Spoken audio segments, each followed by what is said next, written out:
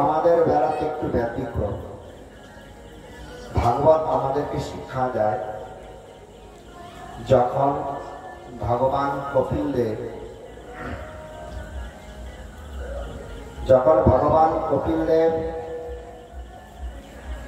আমারটা একটু চেঞ্জ করবে, কোন প্রকারে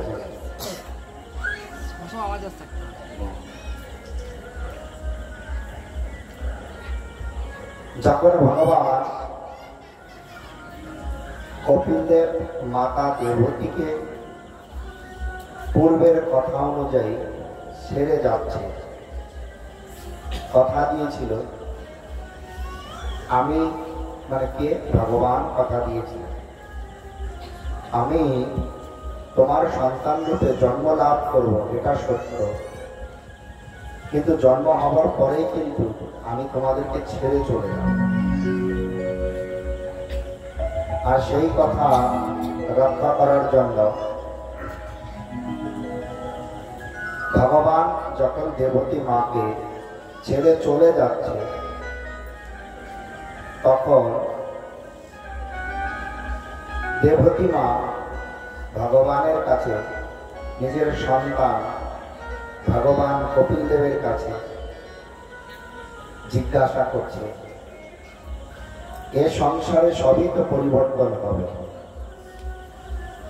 কখনো কেউ মাতা রূপে, কখনো কেউ পিতা রূপে, ভিন্ন ভিন্ন শরীরে ভিন্ন ভিন্ন সময়ে নাটকের মঞ্চে উঠে নাটকের অভিনয় করবে, সময়ের ব্যবধানে নিজের অবস্থান ছেড়ে ভগবান যেমনটি চাইবে তেমনটি মেনে নিতে।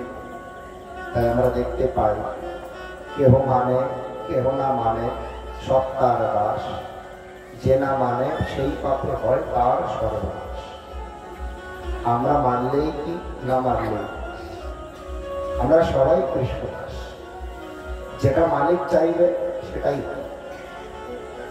আমাদের মানা না মানা, পছন্দ অপছন্দ এর কোনো দাম নেই। কিন্তু ভগবানের একই আত্মাগত প্রাণ যদি কোনো ভক্ত ভগবানকে শাসন করে, ভগবান মেনে নেয়, ভগবানকে ভালোবাসলে মেনে নেয়। বলে সেটা কেমন? শ্রীধাম বৃন্দাবনে একবার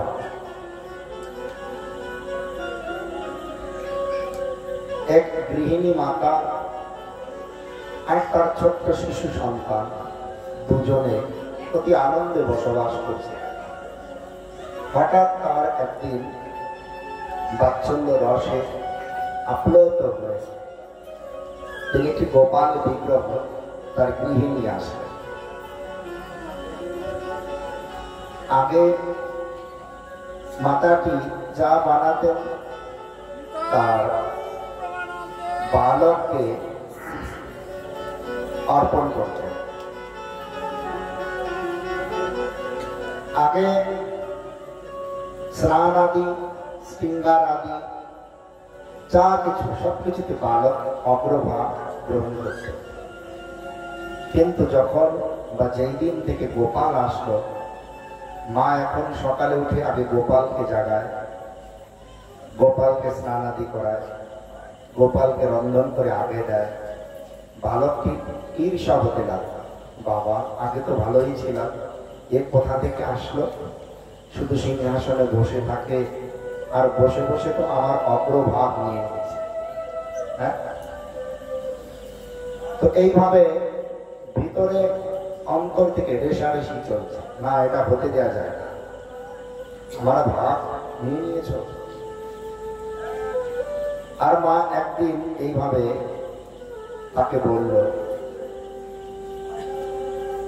যে, পুত্র আমি একটু কাজে বাইরে যাচ্ছি, তুমি এক কাজ করবে, একটু যমুনা থেকে জল এনে ঘরে রাখ।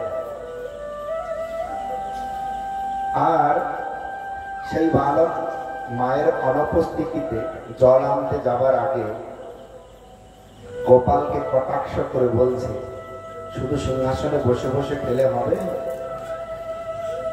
আমি আগে খেতাম, তুমি আসবার পরে মা আমাকে আগের মতন ভালোবাসে না। ভালোবাসে, কিন্তু অগ্রভাগটা তুমিই পাও। তো অগ্রভাগটা খাবার সময় তো মনে থাকে না, সিংহাসনে বসে থাকলে হবে না। জল আমাকে আনতে বলেছে, তুমি বসে থাকবে, চলো আমার সাথে। এই যে মায়ের বাৎসল্য রস আর শিশু সন্তানটির, বালকটির সক্ষম হয়, গোপাল আপ্লুত হয়ে তিনি সেই বালকটির সঙ্গে যমুনায় জল আনতেন। আর যমুনা থেকে জল এনে তিনি যমুনায় ঝাঁপ দিয়ে স্নানাদি করে ওই ভেজা কাপড়ে সিংহাসনে বসে আছে। আর মা জানে গোপাল আসবার পর থেকে আমার পুত্র গোপালকে ভালো চোখে দেখে না। এসে যখন দেখে জল তো আনতে বলেছি, এনেছে, গোপাল ভেজা কাপড়ে বসে আছে, বলছে ওরে দুষ্ট, তোমাকে জল আনতে বলেছি আর তুমি জল আনতে গিয়ে মাৎসর্য করে ঈর্ষান্বিত হয়ে তুমি গোপালকে ভিজিয়ে দিয়েছো। আনবে না, ভালো কথা, গোপালের সাথে এমন অন্যায় করতে নেই, তিনি ভগবান। বালকটি বলছে, রে বাবা, যমুনায় স্নান করলো গোপাল, দোষ করলো আমার। আমি কি বলেছি তাকে? বলেছি জল আনতে। যমুনায় ঝাঁপ কাকে দিল? যমুনায় সাঁতার কে কাটলো? স্নান কে করলো? আমাকে দোষ দিয়ে দিল। এইভাবে বালকটি ভাবছে। অন্য একদিন মা বলছে, আমি একটু বাইরে যাচ্ছি, তুমি একটি কাজ করো। আমি আসবার আগে ওই আটা গুনতে রাখলাম, মানে আটাগুলো মেখে রাখলাম। কারণ আটা মাখানোর কাজটা যাদের হাতে একটু শক্তি কম, দেখবেন একটু কষ্ট দেয়। আর যাদের একটু শক্তি বেশি আছে তাদের কাছে ভালো। কিন্তু আমাদের এই পশ্চিম বাংলার ন্যায় নয়, উত্তর ভারতে আটা মাখানোটা অনেক মোলায়েম হয়। আমাদের এখানে জল দিলে নরম হলে রুটি বানিয়ে দেয়, রুটি হলেই নয়। তাই দেখবেন রুটিগুলো একটু শক্ত শক্ত হয়ে যায়। ওদের রুটি দুদিন থাকলেও শক্ত হয় না, খেতে খুব স্বাদ। অনেকটা সময় ভরে আটাগুলোকে মাখা। বালক আটা মাখাতে গিয়ে গোপালকে বলছে, এটা অনেক কষ্টসাধ্য কাজ, তোমাকেও করতে হবে। আটা তো ঠিকই মেখে দিল, মা আসবার আগে কিছু গুঁড়ো আটা নিয়ে সারা শরীরে মেখে দিল। মা এসে আবার বলল, তোমাকে আটা মাখাতে দিয়েছে, আপনি গোপালের গায়ে মাখিয়েছ, আবার দোষী হয়ে। আর মা রীতিমতো ক্রোধান্বিত হয়ে বলল, এটা ঠিক না, তুমি ভগবানের সাথে অন্যায় করছো। যাক, বালক বলল, তুমি আমাকে ফাঁসিয়ে দিচ্ছ, তোমাকে জোর করে কাজ করাচ্ছি বিদায়। ঠিক আছে বাবা, তুমি বসে বসে খাবে, খাও, আর আমাকে সাহায্য করতে হবে। আমি বলে ভুল করেছি। তৃতীয় দিন মা তাকে বললেন, জ্বালানি কাঠ নেই, যাও না একটু জঙ্গলে কিছু জ্বালানি কাঠ নিয়ে আসো। আর পিছনে তাকিয়ে দেখে নুপুরের শব্দে গোপালও পিছুই গেছে। বাবা, আজ আর আসতে হবে না, তুমি সিংহাসনে বসে থাকো, বসে বসে আগে খাও, কোনো আপত্তি নেই। তুমি আসলেই আমাকে আবার ফাঁসিয়ে দেবে, তুমি যাও না। গোপাল মুসকি মুসকি হাসে আর তার পিছনে যেতে থাকে। না না, তুমি বলেছ। সে ঝগড়া করতে করতে বাড়িতে এসে সেই দিন মা দেখে গোপাল আজ সিংহাসনে, দুশ্চিন্তায় পড়ে। তাহলে কি আমার পুত্র গোপালকে কোথাও রেখে আসলো, নাকি সত্যি সত্যি যা বলতো গোপাল তার সঙ্গে যায়?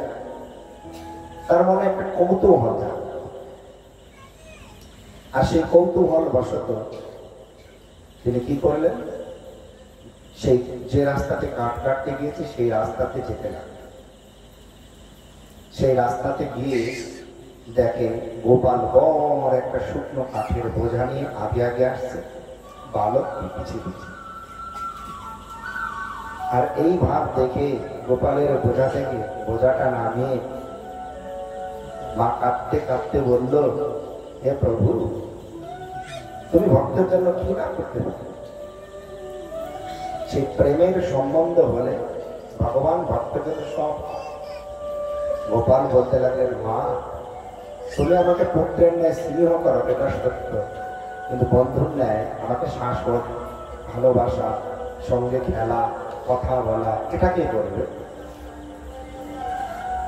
লীলা পুরুষোত্তম ভগবান নন্দ নন্দন কৃষ্ণ কানাইয়া লাল কখনো সত্যভাবে, কখনো বাৎসল্য, কখনো দাস্য, কখনো মধুর, ভিন্ন ভিন্ন লীলাতে সমস্ত ভক্তের প্রেমরস আস্বাদন। তাই ভগবানের সাথে প্রেমের সম্বন্ধ হলে সব, আর না হলে ভগবানকে জানবার কে আছে? তাই কেহ মানে কেহ না মানে সব তার দাস, যে না মানে সেই পাপে হয় তার সর্বনাশ। আমি মানলেই কি, না মানলেই কি? আমার বিশ্বাস হলেই আমি আমাকে হিন্দু বলি, মুসলিম বলি, খ্রিস্টান বলি, বৌদ্ধ বলি, বা অন্য কোনো জানোয়ার, পশু পক্ষী বলি, এতে ভগবানের কিছু আসে যায় না। জীব মাত্রই কৃষ্ণের নিত্য দাস, কৃষ্ণের তটস্থ শক্তি ভেদাভেদ প্রকাশ। কিন্তু জীব এই যে কৃষ্ণ দাসত্ব ভুলে গেলে অহংকার তার মধ্যে এসে চেপে বসে। আর যখন অহংকার এসে চেপে বসে তখন তার ঘোর অনিষ্ট।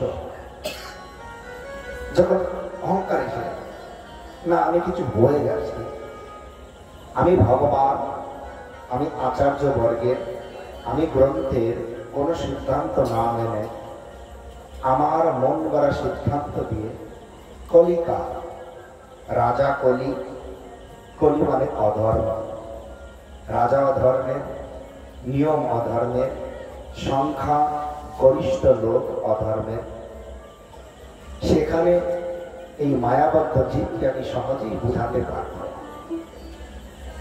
কিন্তু প্রকৃত অর্থে ভগবানের পাঠপদ্মে অনুগত জীবকে বোঝাতে পারবে না।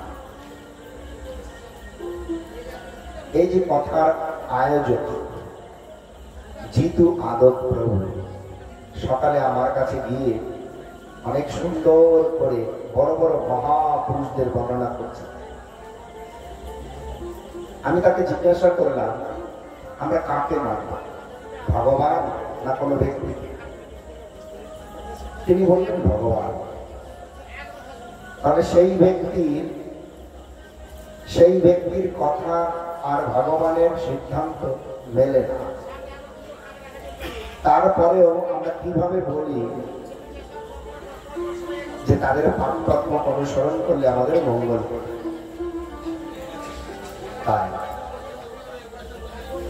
কলির মায়ার প্রভাবে, হরে কৃষ্ণ, কলির মায়ার প্রভাবে আমরা অহংকারে পর্যবসিত হয়ে ভগবান যেমন ভিন্ন ভিন্ন সময়ে ভগবানের ভক্তগণ, শিবজি মহারাজ, ব্রহ্মাজি, আমরা দেখতে পাই বিভিন্ন ব্যক্তিকে আশীর্বাদ প্রদান করে, বর প্রদান করে, এবং সে সমস্ত বর প্রাপ্ত হয়ে তারা পরবর্তীতে ভগবানের বিরুদ্ধে চালে।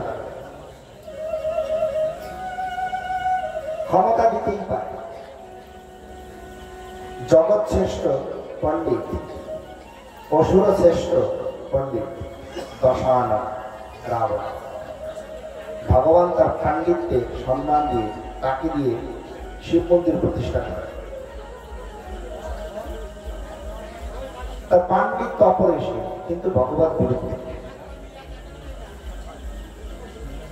এইভাবে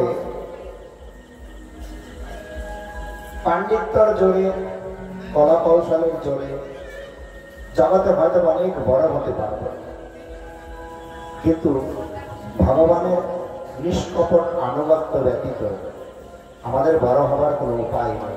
ঠিক এমন একটি কথা শ্রীমদ্ ভাগবত মহাপুরাণে আমরা দেখতে পাই। কেমন? দক্ষ প্রজাপতির কথা। এক জায়গাতে লিখে দাও, এক জায়গাতে লিখে দাও। হাতের মধ্যে চুল কাটছে না মনে হচ্ছে। তো যাই হোক, দক্ষ প্রজাপতির কথাতে আমরা কি দেখতে পাই? দেবতাদের সভাতে সেখানে ব্রহ্মাজিকে মুখ্য করে, তিনি তো পিতা, সমস্ত দেবতার পিতা,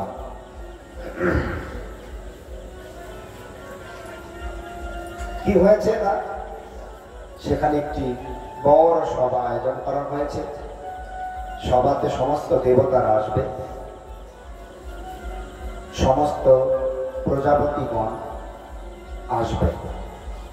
এদের মধ্যে ব্রহ্মার মানস পুত্র একজন প্রজাপতি নাম দক্ষ মহারাজ। দক্ষ প্রজাপতি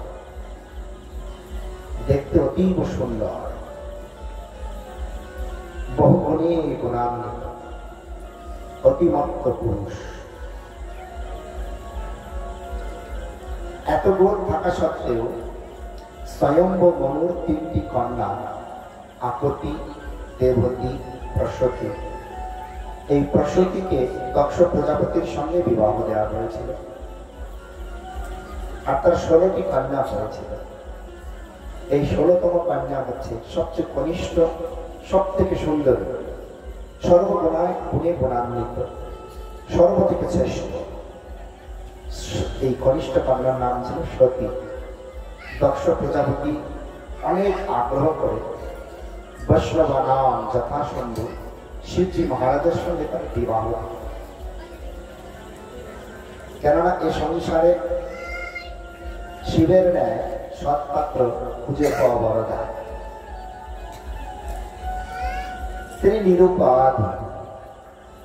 বৃন্দাবনাবনি পতে জয় সমলে সানন্দন সনতন নারদেট গোপেশ্বর ব্রজবিলাসী যুগাঙ্গি পদমে প্রীতি প্রচ্ছ নিতুরং নিরুপাধিকমে।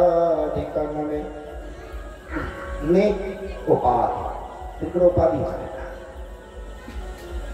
জগতের লোক কিছু একটা করলে উপাধি চায়।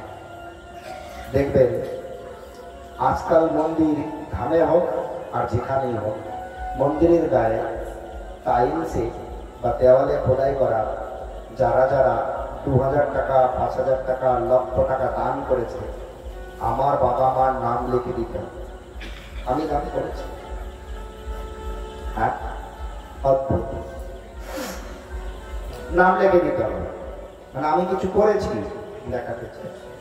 কিন্তু শিবজি মহারাজ বা শিবের ভক্ত যদি তার অনুগত না হয়, কাজ হয় না। জগৎগুরু শিল প্রভুপাদ ভক্তি সিদ্ধান্ত সরস্বতী গোস্বামী ঠাকুরের একজন প্রিয় শিষ্য শ্রী শিল মদন মোহন দাস আধিকারী প্রভু এক ধন্যাঢ্য বড় শেঠ ছিল। তিনি জগতের লোককে শিক্ষা দিতেন, যখন কাউকে দান করবে, এই ডান হাতে দিলে যেন বাঁ হাত জানতে না পারে, আর বাঁ হাতে দিলে ডান হাত যেন জানতে না পারে। কিন্তু আমরা দেখতে পাই না, আমরা কিছু চাই। কিন্তু শিবজি মহারাজ তাকে কি সাধে বলা হয়েছে? বৈষ্ণবানাম যথাসম্ভব, তিনি বৈষ্ণবদের শ্রেষ্ঠ, সমস্ত বৈষ্ণবদের শ্রেষ্ঠ। তিনি উপাধি চায় না, তাই শিবের কৃপা চাই। তার কার চাই? দিকে হাত উঁচু করে। শিবজি মহারাজের 5টি মাথা, এই পঞ্চমুখী সর্বদা তিনি হরে কৃষ্ণ মহামন্ত্র জপ করছেন। সর্বদা ভগবানের রূপ গুণ লীলা আচ্ছাদন করে 5 মুখ দিয়ে মহামন্ত্র জপ করে দিব্য রাধা কৃষ্ণের এই গোলক বৃন্দাবনে লীলারস আস্বাদন করছে। উপাধি থেকে মুক্ত হয়ে, জড়োপাধি প্রাপ্তি, জড় আসক্তি থেকে মুক্ত হয়ে। তাই আপনারা যদি সত্যি সত্যি শিবজি মহারাজের কৃপা চান, তাহলে দু হাত উঁচু করে, আমাদের তো আর 5টি মুখ ভগবান দেয়নি, তো এক মুখ দিয়েই 5 মুখে নাম করলে যতটা শব্দ হয় ততটা শব্দ করে আসলে আমরা মহামন্ত্র হরে কৃষ্ণ হরে কৃষ্ণ কৃষ্ণ কৃষ্ণ হরে হরে হরে রাম হরে রাম রাম রাম হরে হরে, এই শ্রেষ্ঠ মনে করে বলে না সৎপাত্রে কন্যা দান করো। তাই দক্ষ প্রজাপতিও তার প্রিয় এবং সর্বগুণে গুণান্বিত কন্যা বিবাহ দিলেন শিবজি মহারাজের। বিবাহ সুসম্পন্ন হল, দিনও অতিবাহিত হল। আর এই দেবতাদের সভাতে আগে থেকেই শিবজি মহারাজ তিনি উপস্থিত হয়ে সুন্দরভাবে ভগবানের দিব্য লীলাতে তন্ময় হয়ে তার সেই দিব্য গোলক বৃন্দাবনের লীলাতে তিনি নিজেকে হারিয়ে ফেললেন। কেমন ধাক্কা দিলেও তাকে জাগানো যাবে না, তিনি গোপেশ্বর রূপে দিব্য বৃন্দাবন ধামে বিরাজমান। আর ঠিক তখন সেই সভার একটা ভূষণ স্বরূপ, ঠিক আমাদের এই সভাতে যদি কৃপা করে ঝিগিরাতে কথা হয়েছিল আমাদের আরাধ্য সেবক ভগবান কে না গুরুদেব, সেখানে বিরাজমান হয়েছিলেন কথার শেষ দিন। ছিল গুরুদেব, যেখানে কথা হয় সর্বত্র বিরাজমান থাকে, কিন্তু জনচক্ষু দিয়ে তাকে দেখার মতন যোগ্যতা আমাদের নেই। যদি কোনো ভক্ত সেই যোগ্যতা অর্জন করেন, তাহলে আপনি ওখানে বসে দেখবেন সপার্ষদ গৌর হরি, সমস্ত গুরুবর্গ, গুরুদেব, পরম গুরুদেব, প্রভুপাদ সবাই আমাদের এই কথাতে বিরাজমান, কিন্তু দেখার মতন দিব্য দৃষ্টি আমাদের চাই। ওইভাবে সভাতে শিবজি মহারাজ হরিনাম কীর্তন আদি করে ভগবানের লীলাতে নিজেকে হারিয়ে ফেলেছে। আর তখন তারই শ্বশুর মশাই দক্ষ প্রজাপতি ওই সবার ভূষণ স্বরূপ সভাতে প্রবেশ করলে সবাই তাকে উঠে দাঁড়িয়ে সম্মান করল। যখন সবাই তাকে উঠিয়ে দাঁড়িয়ে সম্মান করলো, আর তখন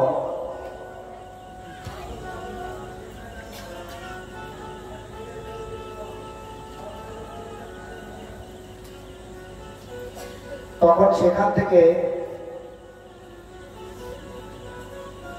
দক্ষ প্রজাপতি দেখলেন, আরে সবাই উঠে দাঁড়িয়ে সম্মান করছে, কিন্তু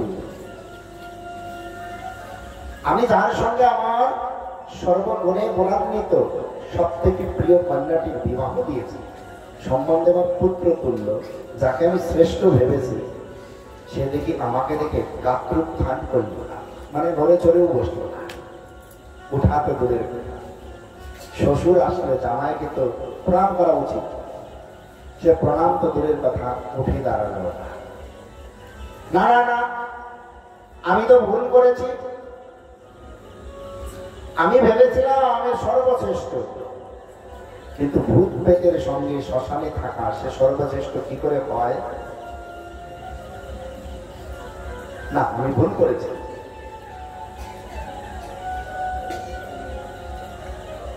তার সঙ্গে আমি আমার প্রিয় কন্যার বিবাহ দিয়ে ভুল করেছি।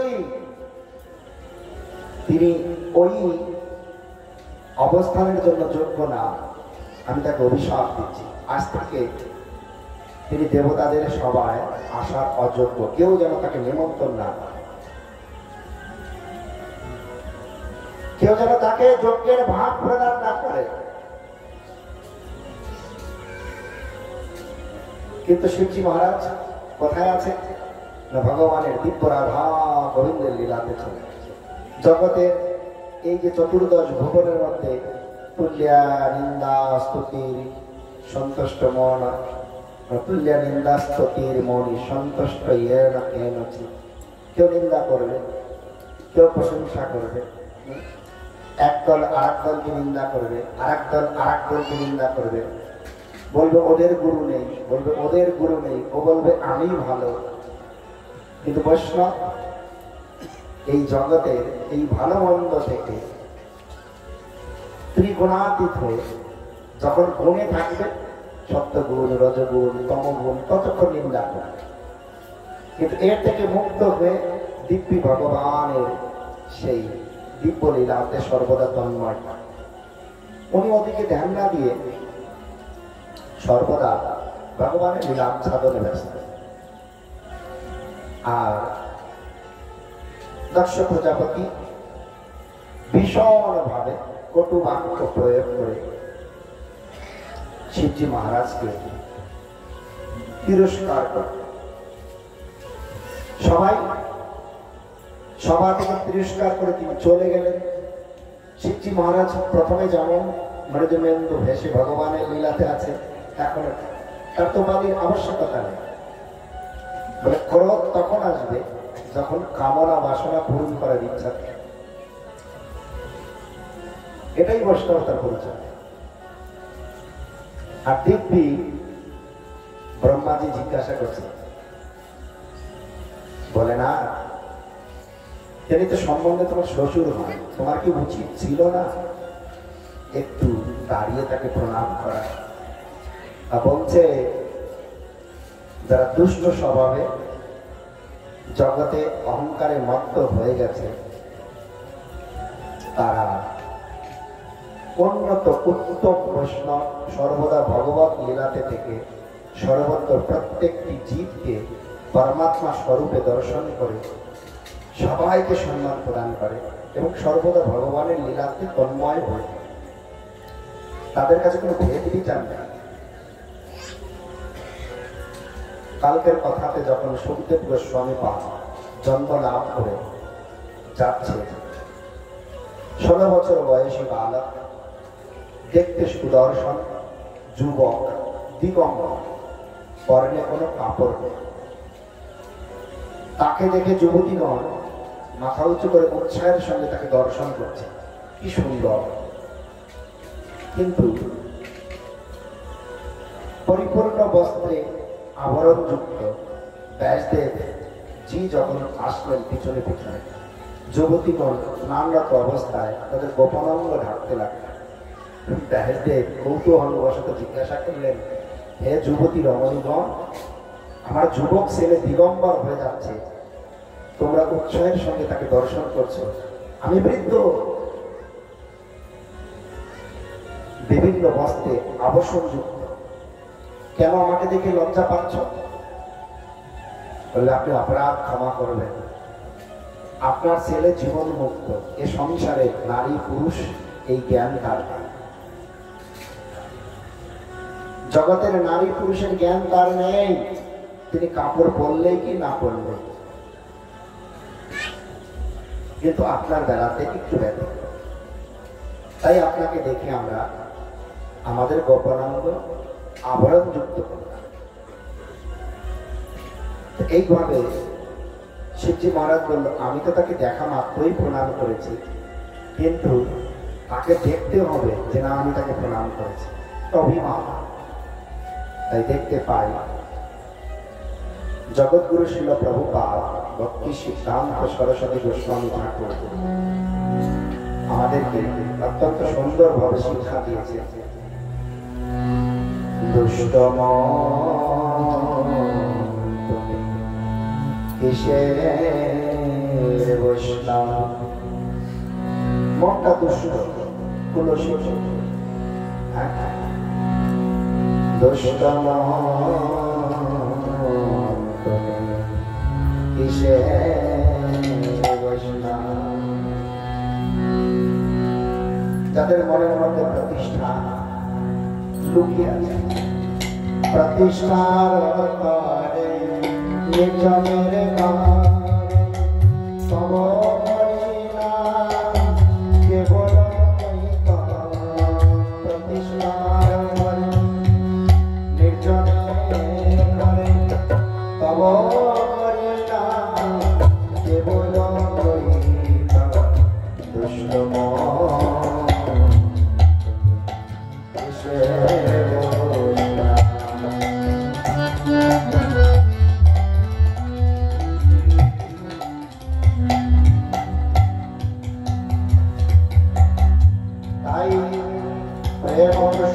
भगवान श्री कृष्ण चैतन्य महाप्रभु जगत जीवेर उद्धारेर जन्य चेतदर्पणमर्चनं भवमहा सवानिर्वापनं श्रेयकैरवचनं नित्यभूतजीवनम् आनन्दं विवरणं प्रतिपदं पूर्णामृतसमानं सर्वात्मस्नापनं परं हरिनाम संकीर्तन এই নাম সংকীর্তন দ্বারা সবার নাম সংকীর্তন করা এই চিত্তকে চিত্তের সমস্ত মলিনতাকে দূর করতে হবে। নাহলে মনটা দুষ্ট থাকলে ওই দুষ্ট মনে শুধু অহংকার থাকবে, প্রতিষ্ঠা চাইবে। আর জামাই প্রণাম করেনি তাকে কত কত কত আত্মপ্রয়োগ করে তাকে সভা থেকে পুরস্কার অভিশাপ প্রদান করে কি হবে আমাদের সম্মান দিয়ে। তাই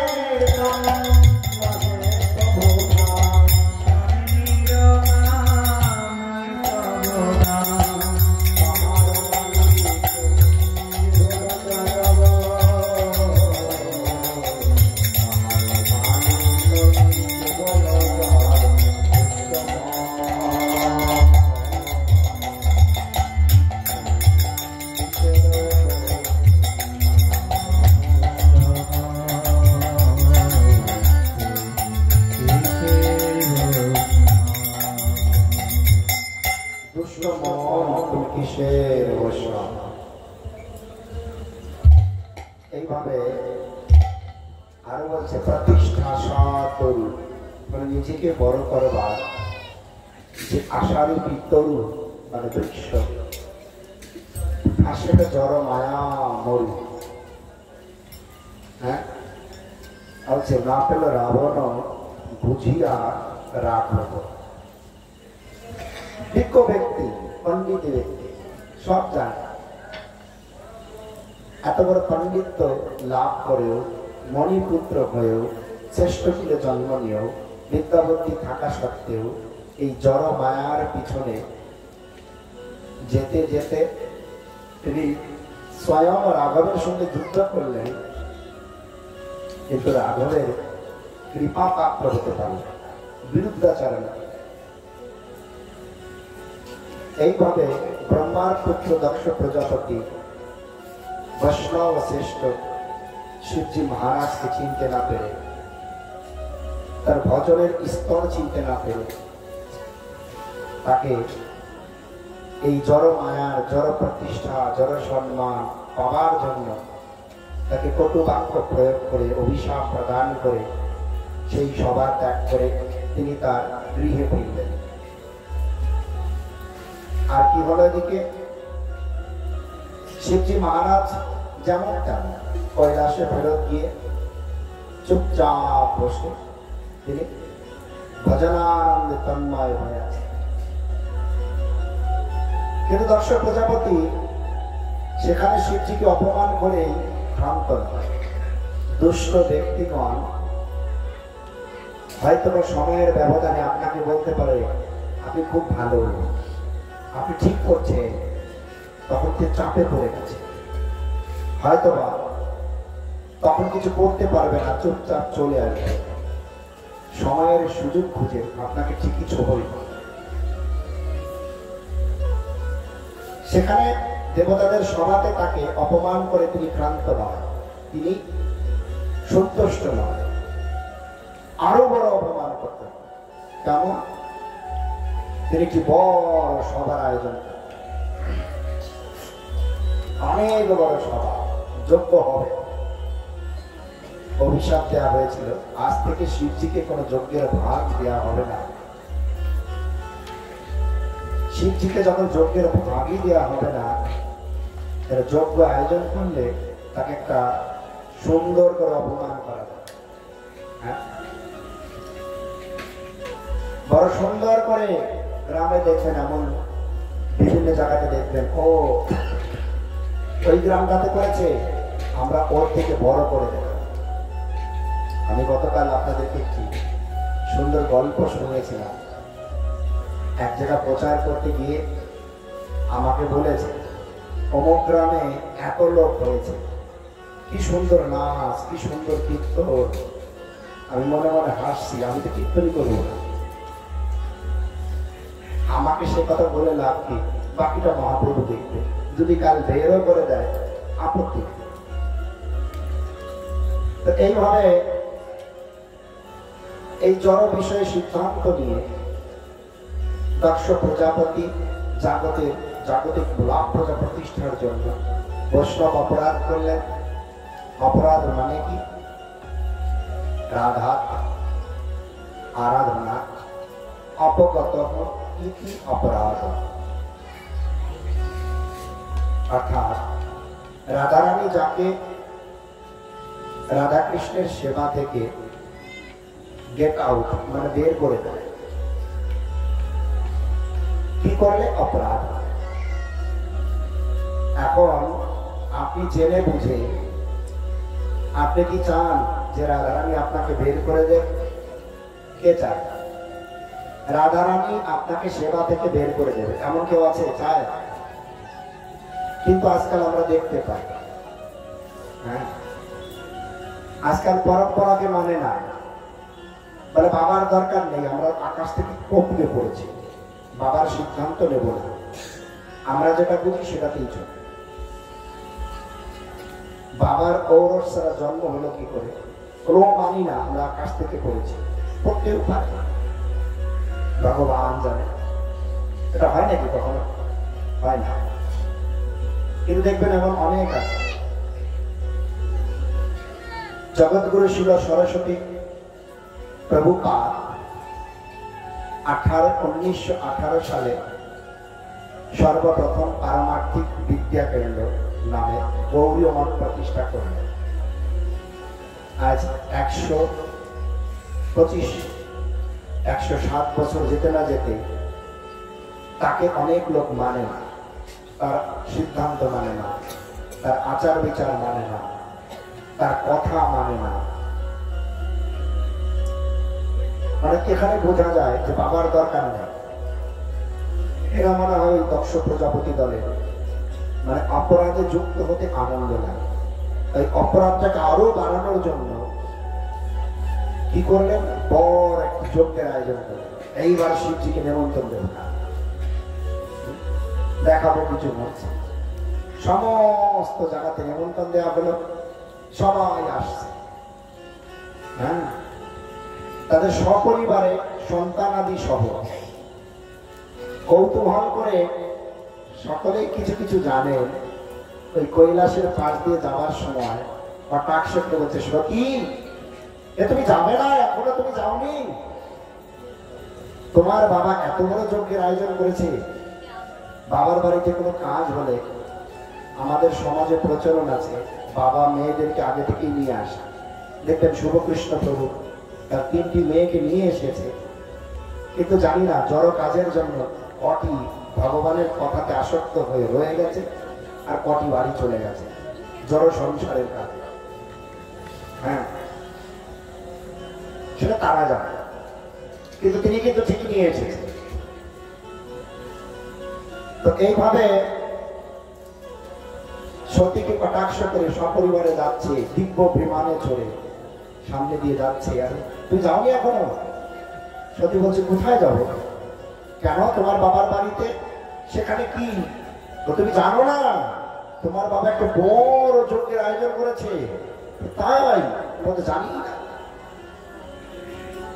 পরে সতী শোনে যে তাকে নিমন্ত্রণ করা হয়।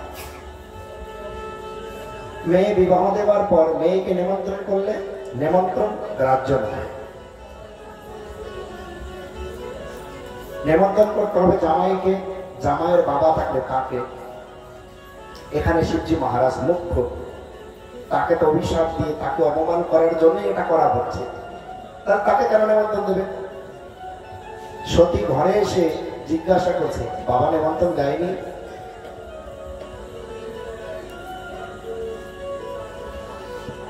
নিমন্ত্রণ না দিলে যদি যাওয়া হয়, বিবাহিত মেয়েরা মনে রাখবেন, বিনা নিমন্ত্রণে খুনসুটি করে মানে ঝগড়া করে যদি আপনি বাবার বাড়িতে যান, এতে আপনার পতি দেবতার চরণে অপরাধ, তাকে অপমান করা।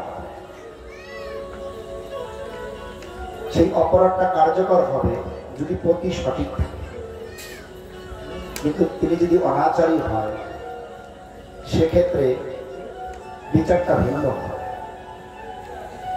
কিন্তু সনাতন ধর্মে বিবাহ হলে বাবার বাড়ি থেকে বেরোনো আর শ্বশুর বাড়ি থেকে বেরোনো মানে শ্মশান ঘাট। কিন্তু কলির মায়া চিত্তটাকে এতটা অস্থির করে দিয়েছে, পছন্দ না হলে 2 দিন পরে তোমার সাথে থাকবো না, যা যেখানে খুশি সেখানে, ঠিক আছে। তো এইভাবে সতী একবার দ্বারে যাচ্ছে, একবার ঘরে যাচ্ছে। শিবজি মহারাজ দেখছে সতী উতলা হয়ে গেছে, পতির অপমান, নেমন্তন্ন না দেয়া, বাবার বাড়ি সবাই যাচ্ছে, সবাই অত্যন্ত খুশি হয়ে যাচ্ছে, আমি যেতে পারবো না, সমস্ত বোনরা আসবে, সেখানে কত বড় উৎসব হবে, আমি সেখানে যাব না, আমার স্বামীকে অপমান করলো, না আমার বাবা তো আমার স্বামীকে সবচেয়ে বেশি ভালোবাসে, বাবা তো আমাকে সবচেয়ে বেশি ভালোবাসে। নানান চিন্তায় ভিতরে দাবাগ্নি জ্বলতে লাগে। আর এই দাবাগ্নি জ্বলতে জ্বলতে তিনি একবার দ্বারে, একবার শিবজি মহারাজের অন্দরমহলে। শিবজি মহারাজ চুপচাপ আছে। শিবজি মহারাজ ভাবছে, আমি যদি বলি সতী তুমি বাবার বাড়ি যেও না, এখানে বসে ঢুকে ঢুকে মরবে, আমি যদি বলি বাবার বাড়ি যাও, আমার অপমান দেখে সেখানেও মরবে। এখন সতীর অন্ত সময় এসেছে। তাই শিবজি মহারাজ নিত্য মুক্ত পুরুষ, ভগবানের গুণবতার, তার বিনাশ নেই। তাই তিনি চুপচাপ সাধুর ন্যায় পঞ্চমুখে নাম কীর্তন করতে করতে বলে, আমার জন্য এটাই ভালো, এ সংসারে কোনো কিছু জন্ম লাভ করবে আবার ধ্বংস হবে, বাবা ওদিকে কান দিয়ে লাভ নেই, চুপচাপ বসে ভগবানের নাম কীর্তন করে তার সেবাতে মগ্ন থাকাই সব থেকে যতটুকু কাজ। ভাগবত এই শিক্ষাটা দিচ্ছে। সতী চলে গেলেন, আর সতীর সঙ্গে শিবজি মহারাজ তার অনুচরদেরকে পাঠালেন।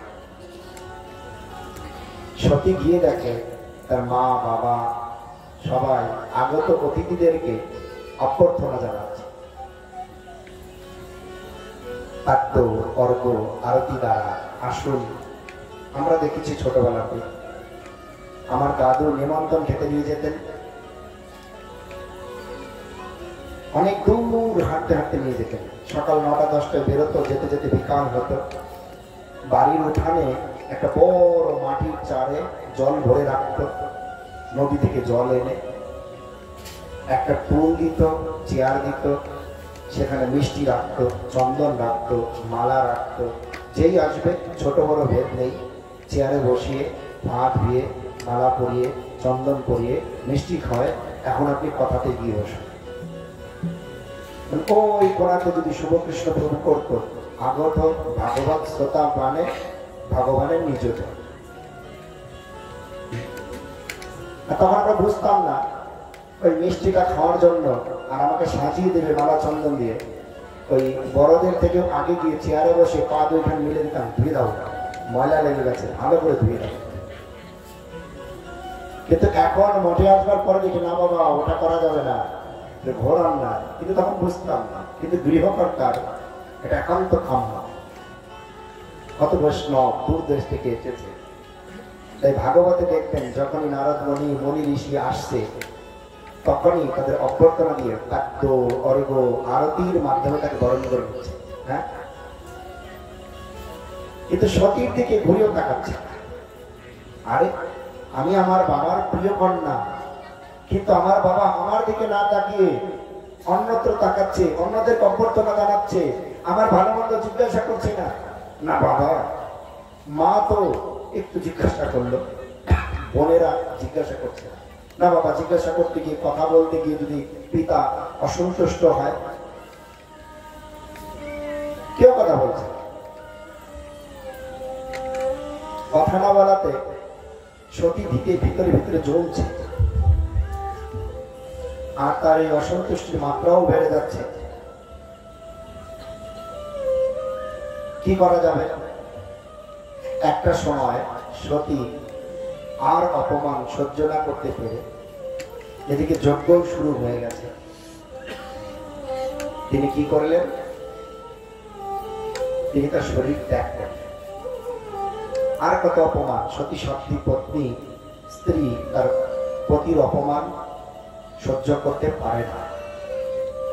পতি তার প্রাণ শত্রু। যখন তিনি তার শরীর ত্যাগ করলেন, শিবজি মহারাজ ত্রিনয়নী না, তিনি তার দিব্য দৃষ্টির দ্বারা সব দর্শন করছেন। এখনকার সময় আমাদের এখানে ইন্টারনেট শক্তি কম, তাই আমরা উন্নত দেখাতে পারছি না, কিন্তু যদি ভালো ব্যবস্থা করা হতো সমগ্র পৃথিবীতে কথাটা চলে যেত। তখনকার সময় দেব দেবতাদের এমন ক্ষমতা, মনি ঋষিদের এমন ক্ষমতা, ধ্যানে বসে দেখবেন গীতাতে, হ্যাঁ, সঞ্জয় চুপচাপ বসে কুরুক্ষেত্রে যুদ্ধ বর্ণনা করছে, লাইভ টেলিকাস্ট হচ্ছে। শিবজি মহারাজ কৈলাসে বসে লাইভ টেলিকাস্ট হচ্ছে, সরাসরি দেখছে। আর তিনি কি করলেন, মাথা থেকে একটি জটাকে উত্তোলন করে বীরভদ্র নামে তার অনুচর বানিয়ে পাঠিয়ে দিলেন। তিনি গিয়ে দক্ষ যোগ্য অনুচরদের সাথে ধ্বংস করে দিলেন। যে সমস্ত দেব দেবতা মনি ঋষিগণ দক্ষ প্রজাপতিকে সাহায্য করছে, তাদেরকে ধরে বেঁধে দেবে। বৈষ্ণব নিন্দা করবে, শিবের অনুচরদের কাছে তো তারা পারবে না। শিবের অনুচররা অমর, কৈলাসবাসী তারা অমর। কৈলাস নিত্যধামেরই একটা অংশ, কিন্তু দেবতারা ব্রহ্মলোক পর্যন্ত, এখানে কেউ অমর না, অনেকদিন বাঁচবে ক্যালকুলেশনে, সময়ের ব্যবধানে তারা শরীর ছেড়ে যায়। এইভাবে বীরভদ্র এসে সবাইকে মেরে দক্ষ প্রজাপতিকেও মস্তক ছেদন করে দিল। দক্ষ প্রজাপতি মরে গেছে, যজ্ঞকুণ্ড ভেঙে তছনছ করে দেবতাদেরকে মনি ঋষিদেরকে বেঁধে রেখে দিয়েছে। আর শিবজি মহারাজ সতীর দেহত্যাগের কথা শুনে, হ্যাঁ, অত্যন্ত বিরহে, পরবর্তীতে আপনারা জানেন সতীর শরীরটাকে কাঁধে করে সেই বিপ্রলম্ব ভাবে বিরহে তিনি তাণ্ডব নৃত্য করেছিলেন। আর শরীরটা ভিন্ন ভিন্ন জায়গাতে খণ্ড খণ্ড হয়ে পড়ে, হ্যাঁ, সেই দেবী পীঠ নামে পরিচিতি লাভ করেছে। কিন্তু সমস্ত দেবতাদের পক্ষ থেকে পিতা ব্রহ্মা এই সমস্যার একটা সমাধান তো হতে হবে। দক্ষ প্রজাপতি ভুল করলো, শিব প্রধান্বিত হয়ে দেবতাদেরকে বেঁধে রাখলো, তাহলে কি জগৎ চলবে? সমাজে একটা সমস্যা হলো, সমস্যাতে পুলিশ এসে গ্রামবাসী সবাইকে জেলে ঢুকিয়ে দিল। এইভাবে তো আর চলতে পারে না, সমাধান দরকার। ব্রহ্মা গিয়ে বলছে, হে বলে না, তুমি কৃপা করো। সবাই গিয়ে শিবজি মহারাজের কাছে প্রার্থনা করো। শিবজি মহারাজ সকলের কথা তো আর ফেলতে পারেন না, বৈষ্ণব ক্ষমা করাই তার গুণ। বৈষ্ণব অপরাধ দেন না। এইভাবে তিনি ক্ষমা করলেন। আর নন্দী যখন দক্ষ প্রজাপতির মুখে শিবের সম্বন্ধে কটু বাক্য শ্রবণ করেছিলেন, তিনি দক্ষ প্রজাপতিকে অভিশাপ দিয়েছিলেন, তোমার মুখটা যেন ছাগলের মতো বলছে, ছাগল সর্বদা মুখ নেয়। তাই তার তো মাথা কেটে ফেলে দেওয়া হয়েছে। যজ্ঞটা সুসম্পন্ন করতে হবে, কিভাবে করবে? একটা ছাগলের মাথা কেটে দক্ষ প্রজাপতির শরীরে লাগিয়ে আবার মন্ত্র করে তাকে জীবিত করা হলো। আর তিনি যজ্ঞ সুসম্পন্ন করলেন। আর এই সমস্যার সমাধান, আমরা যারা শিবের সাত্বিক ভাব না বুঝে, তার রুদ্র মূর্তিতে তিনি ধ্বংস অবতার, ভগবান তাকে সেবা দিয়েছে, তিনি ধ্বংস করছে। সেই ভাবটাকে, উগ্র ভাবটাকে জগতে আমরা প্রচার করতে চাই। শিব মানে কল্যাণ, তিনি সদাশিব, তিনি ভগবানের ধাম ছাড়া কোথাও থাকেন না, সর্বদা ভগবানের লীলাতেই থাকে। এইভাবে ভগবানের লীলাতে থেকে তার লীলার সহায়ক হিসেবে কাজ, আর এই জড় সংসারে ধ্বংসকর্তা রূপে কার্য। তাই প্রত্যেকটি ব্যক্তির উচিত শ্রীমদ্ ভাগবত মহাপুরাণের নির্মল ভাষ্যে শিবজি মহারাজকে যেভাবে শুদ্ধ সাত্ত্বিক রূপে ভগবানের প্রিয় ভক্ত রূপে উপস্থাপন করা হয়েছে, সেইভাবে বৈষ্ণবের কৃপা প্রার্থনা করার জন্য সর্বদা তার অনুগত হয়ে চলাটাই যুক্তিযুক্ত। ভগবানের এমন কোনো লীলা নেই যেখানে শিবের প্রবেশ নেই। সবাই আছে। ভগবানের এমন কোনো লীলা নেই, রামলীলাতে বলুন, কৃষ্ণ লীলাতে বলুন, মহাপ্রভুর লীলাতে বলুন, ক্ষেত্রপাল শিবজি রূপে নবদ্বীপ ধামে তিনি বিরাজমান, বৃন্দাবন ধামে গোপেশ্বর শিবজি, আশীশ্বর, পিপলেশ্বর, কামেশ্বর, ভূতেশ্বর, রঙ্গেশ্বর, চাকলেশ্বর শিবজি রূপে সর্বত্র বিরাজমান।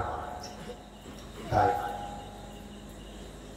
আসুন সকলে আমরা শিবের মহিমা কীর্তন করি। বৃন্দাবন বনপতে জয় সোম সোম বলে, সনন্দন সনাতন নারদে গোপেশ্বর গোপেশ্বর ভুজ বিরাজ যুগামুণ্ডি পদে, প্রিতম প্রচঞ্চরি পুরাম निरुपाधि कदमे।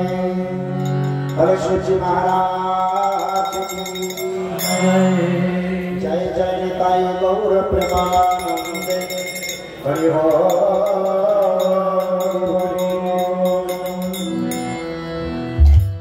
जय शिव शंकर हरे गंगा चंद्रशेखर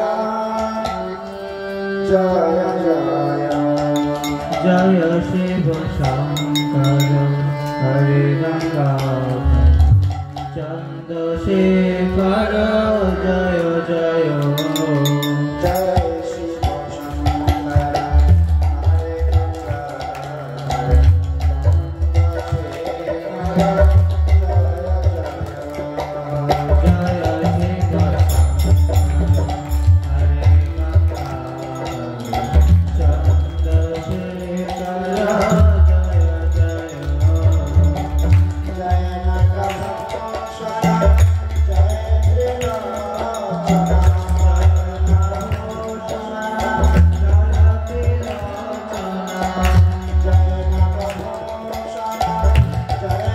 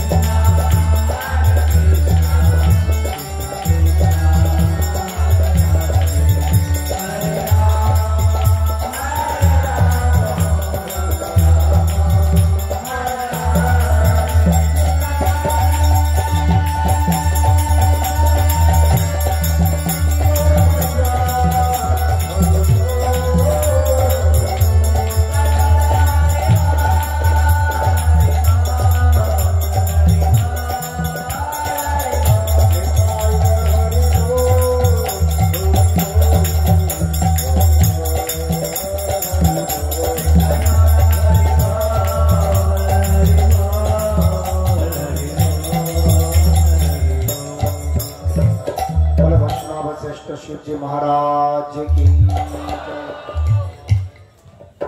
এইভাবে জগতের কল্যাণের জন্য ভগবানের এই সদাশিব গোপেশ্বর শিবজি মহারাজ তিনি সমস্ত মান অভিমান ভুলে আবার তাদের প্রতি সন্তুষ্ট হয়ে গেলেন। বৈষ্ণবের গুণ কি না সর্বদা ক্ষমার দৃষ্টিতে দেখা। তাই দক্ষ প্রজাপতির কথা থেকে আমরা শিখতে পাই আমাদের মধ্যে যেন কখনো অভিমান না আসে, আমরা যেন কাউকে নিন্দা না করি, আমরা যেন কাউকে অবজ্ঞা না করি, আমরা যেন কখনো কাউকে ছোট করে না দেখি, নিজের সম্মানের জন্য কখনো যেন কাউকে আমরা মাৎসর্যের চোখে না দেখি। নাহলে সচ্চিদানন্দ শ্রীল ভক্তিবিনোদ ঠাকুর আমাদেরকে শিক্ষা দিচ্ছেন যে আমার জীবন সদা পাপের রত নাহি পুণ্যের লেশ। আমার তো এমন একটি জীবন যেখানে কোনো পুণ্যের লেশ নেই, সেই সঙ্গে আবার আমি কারো দুঃখ দেখলে আমি সুখী হই, কারো সুখ দেখলে আমি দুঃখী হই। বলতে এই যে দ্বিধাদ্বন্দ্বের চক্র, যে কারো দুঃখে দুঃখী হওয়া উচিত, কারো সুখে সুখী হওয়া উচিত, এ না করে আমরা কোথায় আমরা সব ভুলে গিয়ে আমরা সর্বত্র নিজের সুবিধা চিন্তা করি। তো তাই শিবজি মহারাজ নিজে আচরণ করে সমস্ত মান অপমান সবকিছু সহ্য করে তিনি তার প্রিয়তম পত্নীকে খোয়ে জগতে বৈষ্ণবতার উজ্জ্বল দৃষ্টান্ত স্থাপন করলেন। আর এভাবে দেখতে পাই ভক্তি শুদ্ধভাবে যাজন করতে করতে যদি শুদ্ধভাবে ভক্তি আমরা পালন করতে পারি, এই শুদ্ধ ভক্তি চর্চার মাধ্যমে একটা সময় আমরা এই সংসার থেকে খুব অনায়াসেই নিরাসক্ত হয়ে আসক্তিবিহীন হয়ে ভগবানের সেবাতে নিজেকে নিবেদন করতে পারব, নিজেকে নিয়োজিত করতে পারব। বললে সেটা কেমন? সেটা এইভাবে শ্রীমদ্ ভাগবত মহাপুরাণ কথাতে কৃষ্ণ দ্বৈপায়ন বেদব্যাসজি বর্ণনা করছেন। কৃষ্ণ দ্বৈপায়ন বেদব্যাসজি, তিনটি নাম না, কৃষ্ণ দ্বৈপায়ন বেদব্যাস। দেখতে কৃষ্ণ বর্ণ, দ্বৈপায়ন বলতে দ্বীপের মধ্যে যার জন্ম হয়েছিল তার নাম দ্বৈপায়ন। বেদব্যাস যিনি বেদকে বিন্যাস করেছেন, ভাগ করেছে, তার নাম হলো তিনটি, কৃষ্ণ দ্বৈপায়ন বেদব্যাসজি, ভগবানের সপ্তাবেশ অবতার। তিনি কি করলেন?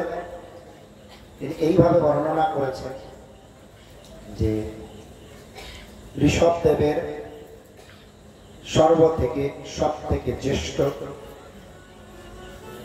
শ্রেষ্ঠ যে পুত্র ভরত মহারাজকে তিনি প্রথমে কি করলেন? বিশ্বরূপ কন্যা পঞ্চজন্যের সঙ্গে বিবাহ দিলেন। এছাড়াও ভরত মহারাজের 10 জন, ঋষভদেবের 100টি পুত্র ছিল। এই 10 জন পুত্রের মধ্যে বাকি আরো 9 জন, এর কথা আমরা শেষের দিনে শুনব। তাদেরকে নব যোগেন্দ্র বলা হয়। তারা অবধূত বেশে বড় ভাই ভরতকে রাজা করে বাকি 9 ভাই ধর্মের পক্ষে তীর্থে তীর্থে ভ্রমণ করে ভগবানের কথামৃত প্রচার করতে লাগলেন, জগৎ জীবকে পুত পবিত্র করতে লাগলেন। যেখানেই তাদের পদচারণা হবে বুঝবেন সেখানে শুধু মঙ্গল আর মঙ্গল। কোটি কোটি গঙ্গা সেখানে বিরাজমান, ধাম সর্বত্র বিরাজমান। একজন রাজ্য পরিচালনা করে সমস্ত জগৎকে দেখাশোনার দায়িত্ব নিলেন। বাকি 9 ভাই কি করলেন? সেই অবধূত বেশে জগতে ভগবানের মহিমা কীর্তন করতে লাগে।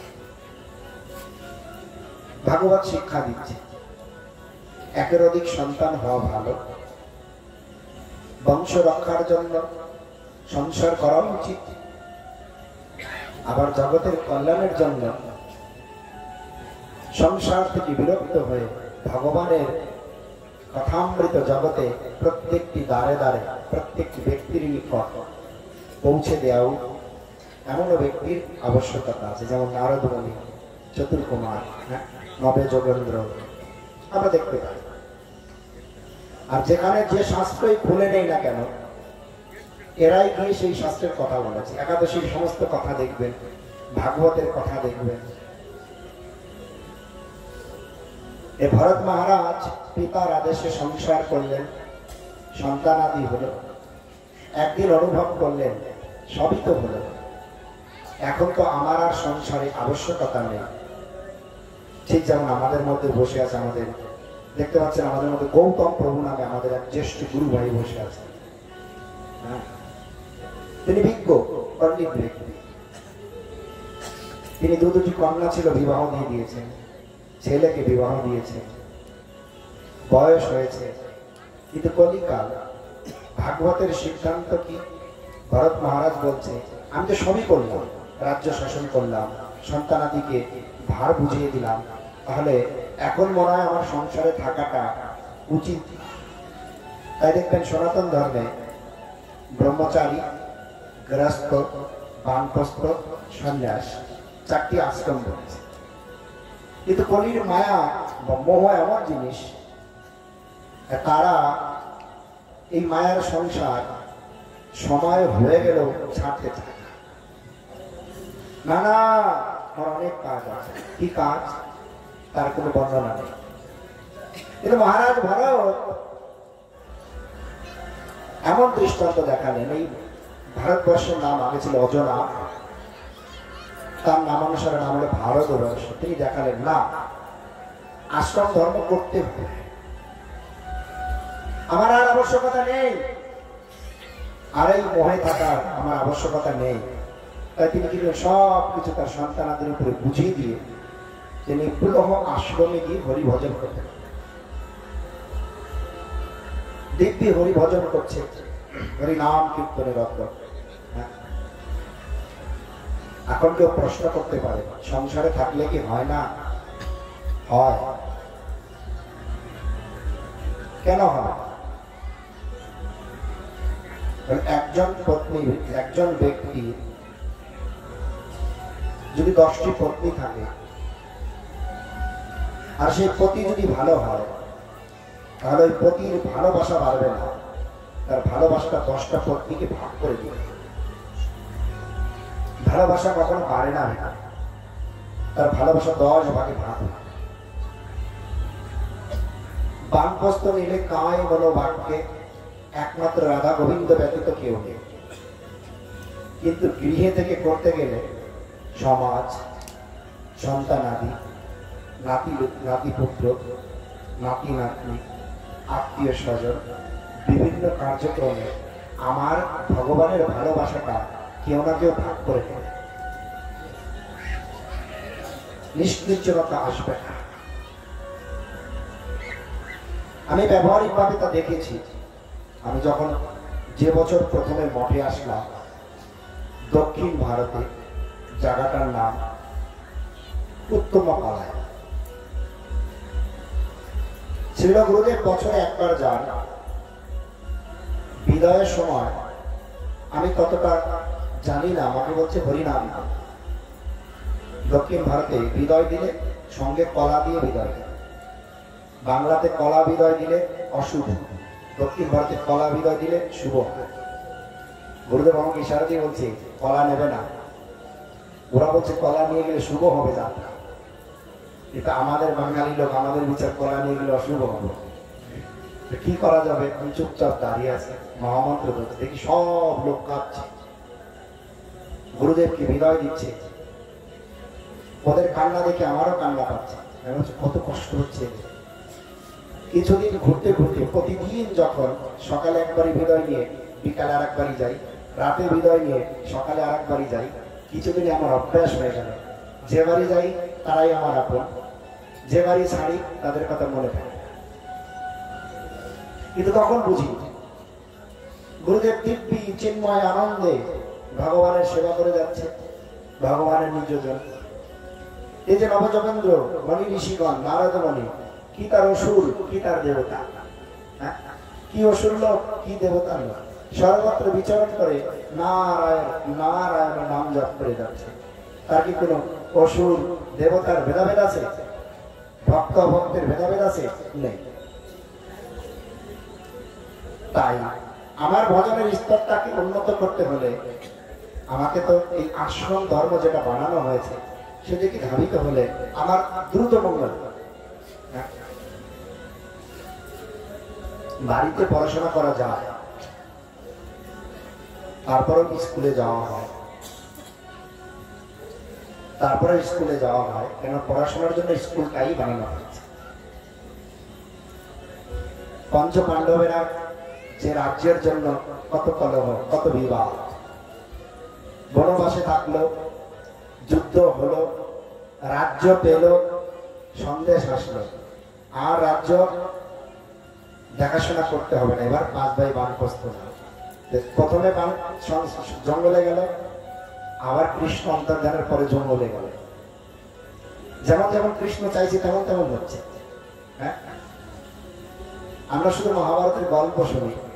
আজ এক বাবা শুনলাম এসেছিল মহাভারতের প্রশ্ন নিয়ে। মহাভারতের প্রশ্নের সারে কি? যার যার যখন যখন কৃষ্ণর যেমন যেমন ইচ্ছা সেটা হচ্ছে। কৃষ্ণর ইচ্ছাকে প্রাধান্য দেয়, সর্বধর্মান পরিত্যাজ্য মামেকং শরণাম ব্রজ। হে জীব, তুমি তোমার ব্যক্তিগত বিচারকে ছেড়ে, ধর্মকে ছেড়ে আমি যেটা বলবো সেটা মঙ্গল হয়। অন্যত্র বিচার করলে মঙ্গল হবে। তাই আমরা দেখতে পাই যে ছোট থেকে কুন্তী দেবী তার 5 পুত্রকে কত কষ্টে বড় করলেন, কত বিপদ, বনবাস করলেন, কত বিপদ, যুদ্ধ করে রাজ্য পেলেন, আবার কৃষ্ণ খবর পাঠালেন দ্রুত বনপ্রস্থ। কি এক অদ্ভুত। আর আমরা শুধু ঘর বাড়ি বানিয়ে কিভাবে আবদ্ধ হওয়া যায় সেটাতে চিন্তা। তাই আমি বিজ্ঞ জ্যেষ্ঠ শ্রেষ্ঠ শ্রীপাদ গৌতম প্রভুকে বলি মাঝে মাঝে, চলুন না কিছুদিন ভগবানের নাম প্রচার করবেন। তার এত সমস্যা, তার সমস্যা শেষ হয় না। ভরত মহারাজের কথাতে বলেছেন, তিনি যখন সংসারে আসক্ত চিত্ত হয়ে বুঝতে পারলেন আমার পারদ্য শেষ হয়েছে। ইয়াদ ব্রহ্ম সাক্ষাৎকৃতি নিষ্ঠয়াপি বিনাশমায়াতি বিনা না ভোগই। তিনি বললেন প্রত্যেকটি জীবকে তার পারদ্য কর্ম ভোগ করতে হবে, যার যার কর্মফল তাকে তাকে ভোগ করতে হবে। আপনি ভাববেন না আপনার কর্মফল নেওয়ার জন্য আপনার পাড়া প্রতিবেশী সন্তান আদি কেউ আসবে, কেউ। আপনি প্রস্তুত থাকুন, আমিও প্রস্তুত থাকি আমারটির জন্য। আর এর জন্য ভরত মহারাজ অত্যন্ত সুন্দর করে বলছেন আমার পারদ্য শেষ হয়েছে। তাই তিনি পুলহ আশ্রমে গিয়ে হরিভজন করতে লাগলেন। কিন্তু হরিভজন করতে করতে দিনটি ভালোই কাটছিল। হঠাৎ একদিন সরোবরের জলে একটি পূর্ণ গর্ভ অবস্থায় একটি হরিণ মাতা জল পান করছে। আর হঠাৎ সিংহের গর্জন শুনে তিনি ভয়ে সরোবরটি লাফ দিয়ে পার হতে গেলে তার গর্ভপাত হল। তিনিও যখন সরোবরটি সাপ দিয়ে ওপারে গেলেন, ব্যাধের নিশানায় প্রাণ হারান।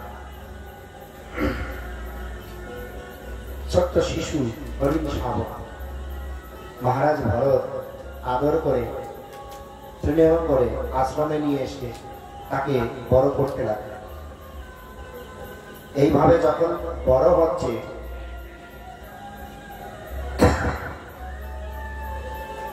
হরিণ শিশুটি সর্বত্র তার চতুর্দিকে বিরাজমান। আচরণ করতে গেলে, স্নান করতে গেলে, খেতে গেলে, বাড়িতে কোনো পোষা প্রাণী রাখলে দেখবেন ছোট বাছুর, বিড়ালের বাচ্চা, কুকুরের বাচ্চা সব সময় আপনার পিছনে পিছনে। হরিণ অত্যন্ত শিশু সুলভ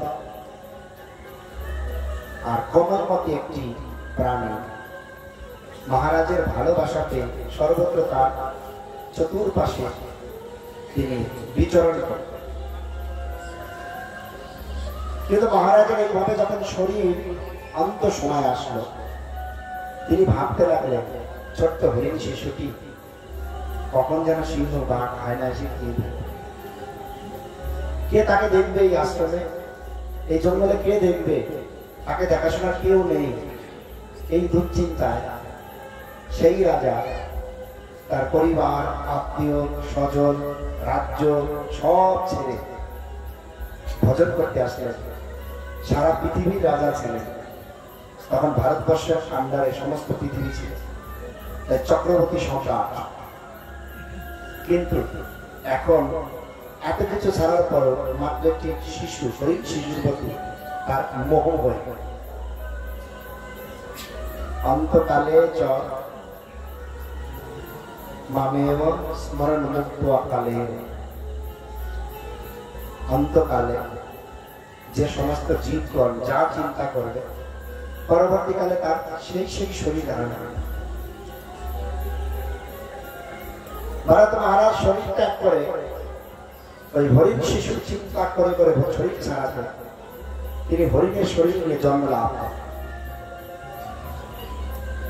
এখন বলতে পারেন না না আমি মরবার সময় ঠিকই হরিনাম করি, এ হরিনাম অপ্রাকৃত। যখন বোধ বুদ্ধি আছে তখন হয়তো বা হতে পারে, কিন্তু শরীরে গতিশক্তি লোপ পেলে হয় না, ওটা স্বীকৃতিতেই হবে। যার স্বীকৃতি আছে আমরা দেখেছি মৃত্যুর সময় শরীর চলে না, কিন্তু তার হাত নড়ছে, ঠোঁটটা নড়ছে। হরে কৃষ্ণ কৃষ্ণ কৃষ্ণ হরে হরে, হরে রাম রাম রাম হরে। এমন অনেকে বলেছে ওই বুকের ধক ধকটা কান পাতলে মন্ত্র করছে হরে কৃষ্ণ কৃষ্ণ কৃষ্ণ হরে হরে, হরে রাম রাম রাম হরে হরে। হয়তো ভিতরে প্রকাশ হচ্ছে, বাইরে প্রকাশ হচ্ছে। এইভাবে ভারত মহারাজ হরিণের শরীর পেলেন, আর এই কথার মাধ্যমে আমাদেরকে জানালেন যে জীব তোমরা প্রস্তুত হও, আজ তোমরা তোমাদের জিহ্বার লালসা পূর্ণ করবার জন্য কতটা নিরহ জীবকে মারছ, কর্মফলে তোমরাও একদিন সেই সেই জীব হবে।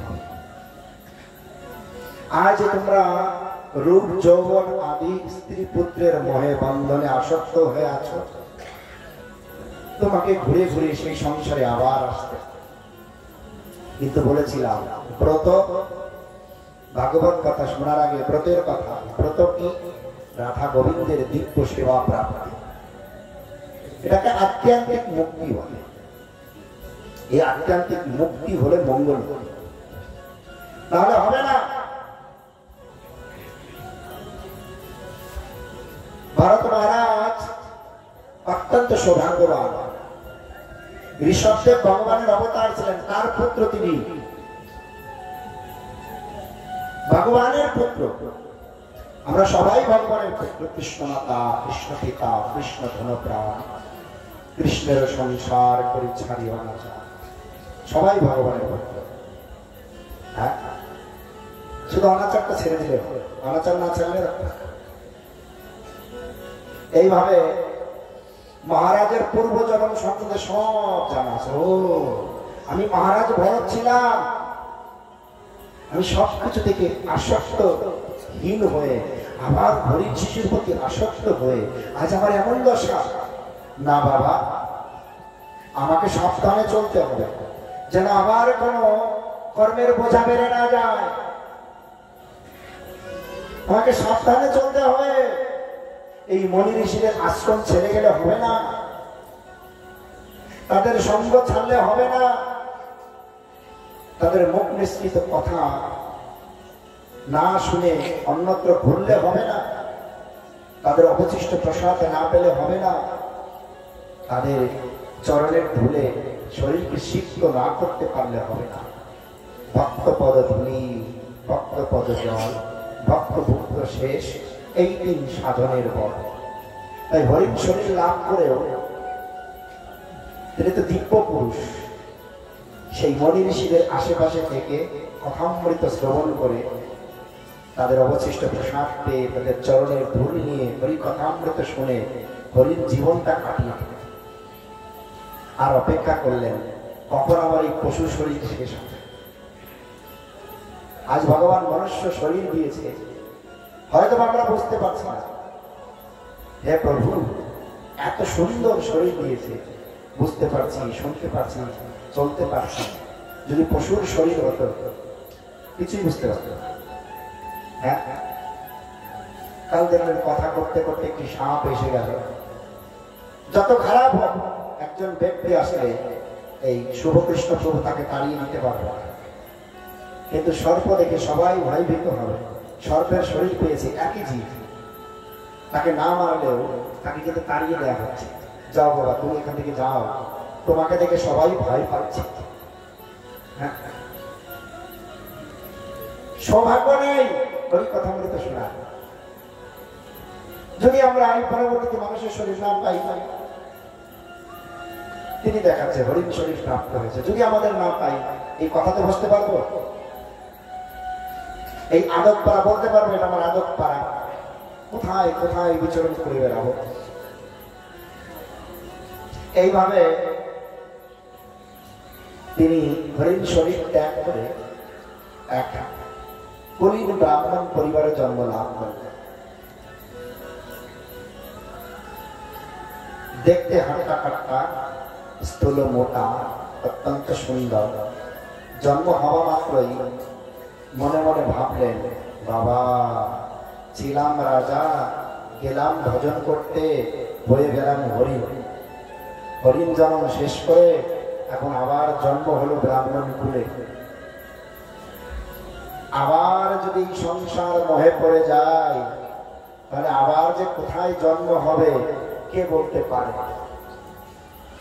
তাই তিনি জড় নাম দিলে জড় ভরত। আগে ছিল ভরত রাজা, এখন জড় ভরত। চুপচাপ অথর্বের ন্যায় থাকতে লাগে। পিতামাতা তাকে অত্যন্ত চেষ্টা করে উপনয়ন সংস্কার আদি করালেন।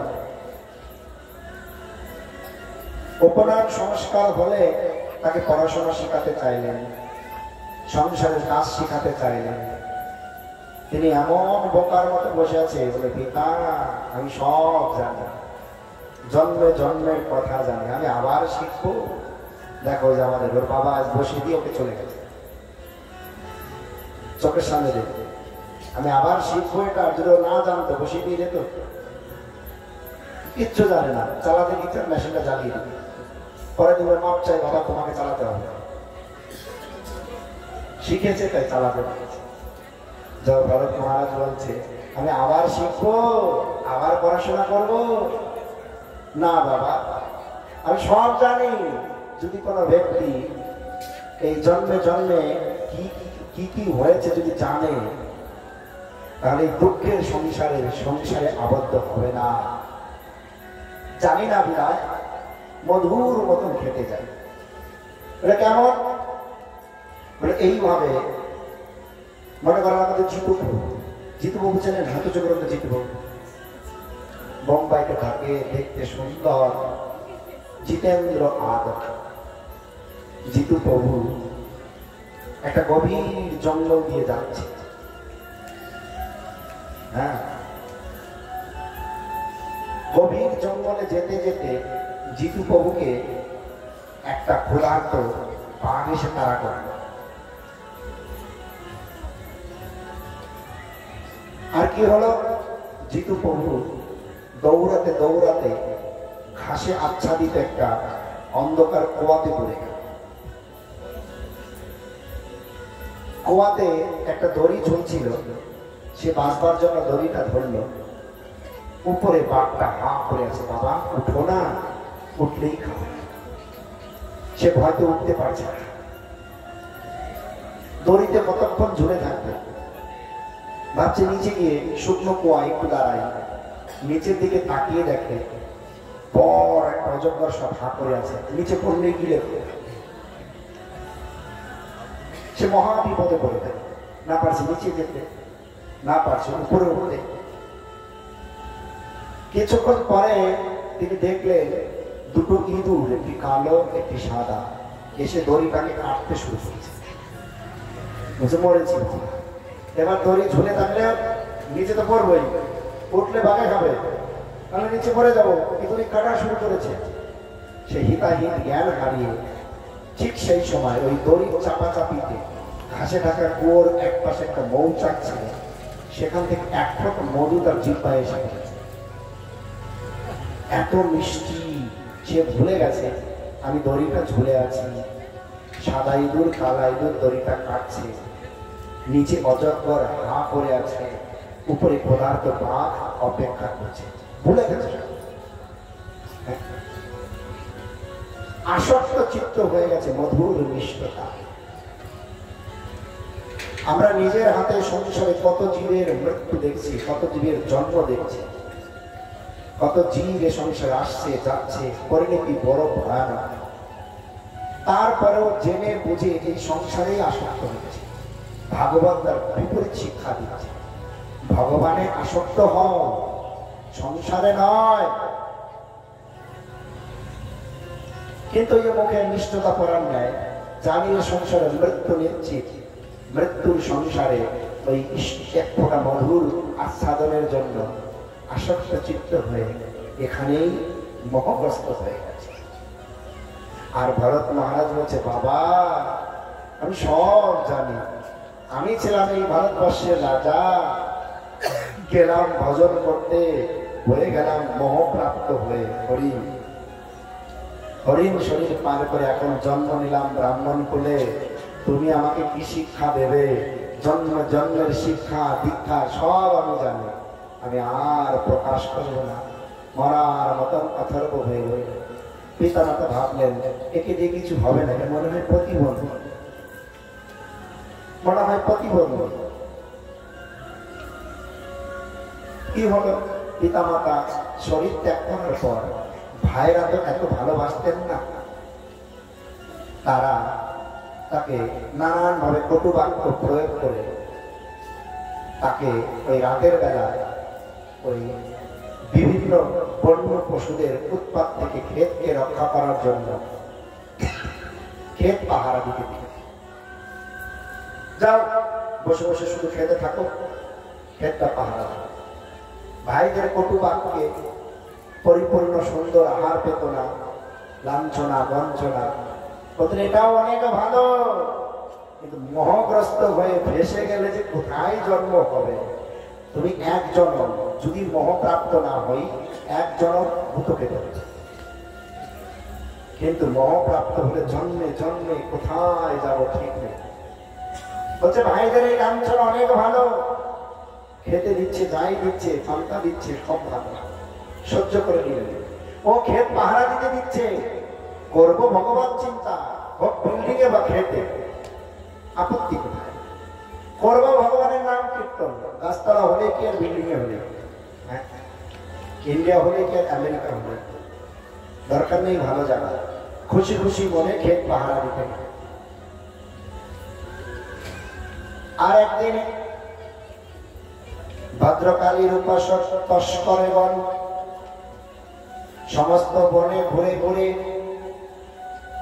যখন মায়ের উদ্দেশ্যে বলি দেবার কোনো পশু পাচ্ছে না, তখন বলল কোথায় আর পশু খুঁজবো, দেখতে তো এটা কাট্টা কাট্টা মোটা আছে, আজকে এটাকেই ধরে নিয়ে চলো, নর বলি দিতে।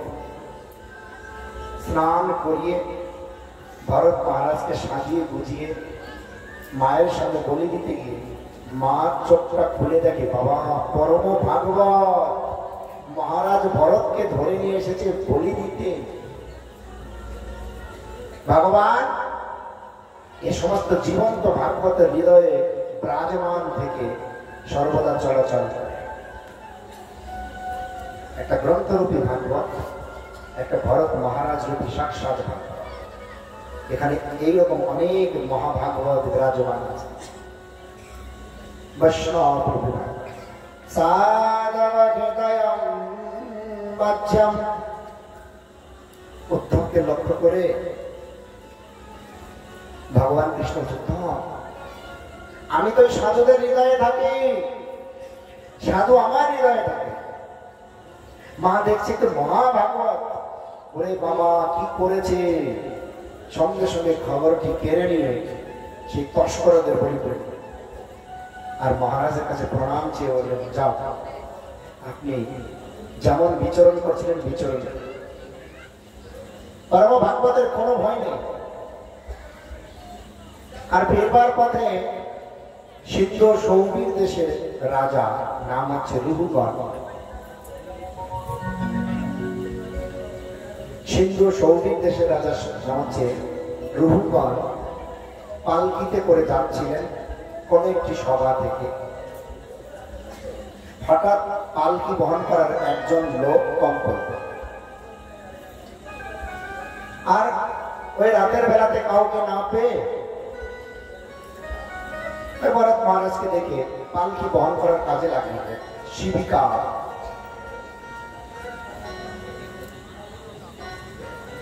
আর ভরত মহারাজ ওই যে বলেছে, রাজা বলেছে, তাকে ধরে নিয়ে গেছে, কোনো দ্বিধাদ্বন্দ্ব নেই। আমি কেন করব, আমি কেন করব? অনেক সময় দেখবেন কাউকে যদি বলা হয় যে ভগবানের সেবা করো, কেমন সেবা বলে, এই যে এখানে আজ এই দ্বিতীয় দিনের শ্রীমদ ভাগবত মহাপুরাণ কথার পরে ভক্তদেরকে মহাপ্রসাদ দেওয়া, ওই প্রসাদ খাওয়া হয়ে গেলে জায়গাটা অত্যন্ত সুন্দর করে পরিষ্কার করতে পারবে। দেখবেন এই সেবার লোকের সংখ্যা খুব কম কম, ঝাড়ু দেওয়া, সেবা করা, এই সম্বন্ধিত একটি সাক্ষাৎ মহাপুরুষের গল্প। আমার গুরু মহারাজ তখন ছোট্ট বালক, তিনি তার দাদু শ্রী শ্রী মদন মোহন দাসাধিকারী প্রভু, যিনি সরস্বতী প্রভুপাদের শিষ্য ছিলেন, তার মাধ্যমে আকর মঠরাজ চৈতন্য মঠে মায়াপুর দর্শনে গিয়েছে। তখন আচার্য ছিলেন নিত্যলীলা প্রবিষ্ট বিষ্ণু পাদ অষ্টোত্তর শত শ্রী শ্রীমদ ভক্তি কুসুম শ্রবণ গোস্বামী মহারাজ। স্বভাবে উনি অত্যন্ত মিষ্ট ছিলেন, সবসময় হাসতেন, সবাইকে ভালোবাসতেন। গুরুদেব ছোট্ট বালক, তিনি মিষ্টি খেতে পছন্দ করতেন, তাই তিনি বারবার মহারাজের ঘরে গিয়ে প্রণাম করছেন, আর মহারাজ একটা ডিব্বার মধ্যে মিষ্টি রেখে দিতেন। মিষ্টি বলতে তখনকার সময় পাটালি গুড়কে ভেঙে ছোট ছোট করে। আপনারা অবশ্য যারা বয়স্ক দেখবেন ছোটবেলা এই মুড়ি দিয়ে পাটালি খেতেন, বাতাসা দিয়ে পাটালি মুড়ি খেতেন, এটা অত্যন্ত প্রচলিত একটা খাবার ছিল। এখন সময়ের ব্যবধান বলে কেউ খায় না, হ্যাঁ কি খায় বলে, আলু ভেজে দাও আর গ্যাসও আসে। আগে এটা অত্যন্ত প্রচলন ছিল। তিনি এক টুকরো করে গুড় দিচ্ছে, শ্রীল গুরুদেব গুড়টা খাচ্ছে, আবার কিছুক্ষণ পরে গিয়ে প্রণাম করছে, আবার আর এক টুকরো গুড় দিচ্ছে, আর ওনাকে বারবার দেখে হাসছে। একটা বালক গুড়ের লোভে বারবার আসছে। আর তখন একটা মধ্য বয়সী লোককে মহারাজ বলছেন, মহারাজ বলছেন, বাবা মন্দিরটা অঙ্গনটা একটু ঝাড়িয়ে দিতে পারবে? বলতেই চোখগুলো বড় বড় হচ্ছে, গুরুদেব আমি বিয়ে পাস, আর কোন সেবা চোখে পড়ে না আপনার, আপনি আমাকে ঝাড়ু দিতে বলছেন? উনি তো স্বভাবে মিষ্টি ভাষী ছিলেন, এতটুকুই যথেষ্ট, চুপ হয়ে গেলেন, দুঃখ পেতেন। গুরুদেব তখন বুঝতে পারেননি, ছোট্ট বালক, দেখলেন অনেক ব্যবধানে শ্রীল গুরুদেব পড়াশোনা শেষ করে যুবক হয়ে পরম গুরুদেবের সেবাতে দেখতে পাচ্ছেন। শ্রীল ভক্তিপ্রমোদ পুরী গোস্বামী ঠাকুরের সেবাতে তিনি তার জীবনকে একটা শ্রমী রূপে পরিণত করলেন এবং পরবর্তীতে তার অবর্তমানে তার দ্বারা অভিষিক্ত হয়ে শ্রী গোপীনাথ গৌরীয় মঠের আচার্য পদে অভিষিক্ত হলেন। একদিন মধ্যরাতে হাওড়া থেকে হায়দ্রাবাদ যাওয়ার একটি ট্রেন ছিল, সেটা সকাল পর্যন্ত আসেনি। আগে ট্রেনের অনেক বিলম্ব হয়। সকালে একটি লোক শিখা রাখা, তিলক করা, গলায় মালা, ঝাড়ু নিয়ে স্টেশন ঝাড়ু দিচ্ছে। আর গুরুদেব সেই ছোট্ট বালক বয়সের কথা মনে রেখে ধরে ফেলেছে, এই তো সেই প্রভু যে মহারাজকে বলেছিল আমি বিয়ে পাস, কেন ঝাড়ু দেব। তিনি স্টেশনে সন্ন্যাসীদের বসে থাকতে দেখে প্রণাম করলেন। আর গুরুদেব জিজ্ঞাসা করলেন, কিছু মনে না করলে কি কথা জিজ্ঞাসা করি? বললেন, আপনি কি সেই প্রভু যিনি ভক্তিভূষণ শ্রবণ গোস্বামী মহারাজের চরণাস্থিত মঠে আপনি আপনার গুরুপাদ পদ্মকে বলেছিলেন, গুরুদেব আমি বিয়ে পাস, আমি কেন মন্দির ঝাড়ি দেব? আর তিনি কাঁদতে কাঁদতে হাত জোর করে জিজ্ঞাসা করেন, আপনি কে? আপনি কিভাবে জানেন এই কথাটা? কারণ আমি তখন সেখানে ছিলাম, ছোট্ট বালক ছিলাম, আপনি তো আমাকে চিনবেন না। আমি শ্রী শ্রী মদন মোহন দাসাধিকারী প্রভুর নাতি। উনি ওনার দাদুর পরিচয় দিলেন, চিনতে পারলেন। আর বললেন, মহারাজ ওই দিন গুরুদেবকে অবজ্ঞা করে, অহংকার করে আমি ওই কথা বলতে কিছুদিন পরে আমার বিবাহ হয়। আমি আর ধামে বাস করতে পারিনি। পরবর্তীতে ভাগ্যের কি চক্র, আমি এই সরকারি স্টেশন ঝাড়ু দেয়া রেলওয়ে কোম্পানিতে চাকরি পেয়েছি। এখন আমি পাবলিক ঝাড়ি দিচ্ছি, সেই দিন ভগবানের উঠানটা ঝাড়ি দিয়েছিলাম। ভগবান কাকে কোথায় নিয়ে ফেলবে বলা বড় মুশকিল। হ্যাঁ, সত্য কথা। তাই গ্রহগড় রাজা মহারাজ ভরতের মতন অবধূতকে পালকি বহন করতে বললেন, তিনি তো না করলেন। কিন্তু তিনি পা গুলো দেখে দেখে ফেলছেন, দূরে দূরে দেখে দেখে, ছন্দে না। বাকি তিনজন বললো পালকিটা দুলছে, কাকে নিয়ে আসে? এমন করে কেউ পালকি নিয়ে যায়? ছন্দে হাঁটে না। রাজা পালকির ভিতর থেকে এই দোলানি ভাব পেয়ে বলে, কে? বাকি তিনজন বলছে, আমরা না, ওই নতুন যাকে নেওয়া হয়েছে না, সে চলতে পারছে না। সঙ্গে সঙ্গে বললো, রাজা একটু উকি দিয়ে দেখলো, বাবা কি মোটা দেখতে, স্থূলকায়, মোর, এইভাবে কটু বাক্য, শ্লেষ্য বাক্য প্রয়োগ করলেন, অপশব্দ প্রয়োগ করলেন। মহারাজ ভরত শুনেও কিছু বললেন না। আর যখন শুনে কাজ হলো না, জড় নির্বোধ, বোঝে না, বললেও বোঝে না, আবার অবস্থা করে চলছে। উনি বিচার করছে, আমার পায়ের নিচে পড়ে যদি কোনো পোকামাকড় জীবজন্তু মরে যায়, তাই পা গুলো দেখে দেখে ফেলছে। আর ওদিকে রাজা ঘুরছে, আর রাজা প্রধান্বিত হয়ে যাচ্ছে। যখন দ্বিতীয়বার অপমান করলো, তখন মহারাজ ভরত উত্তর করলেন, কে মোটা, কে কৃষকায় পাতলা, আমরা সবাই তো কৃষ্ণের দাস। কে রাজা, কে প্রজা?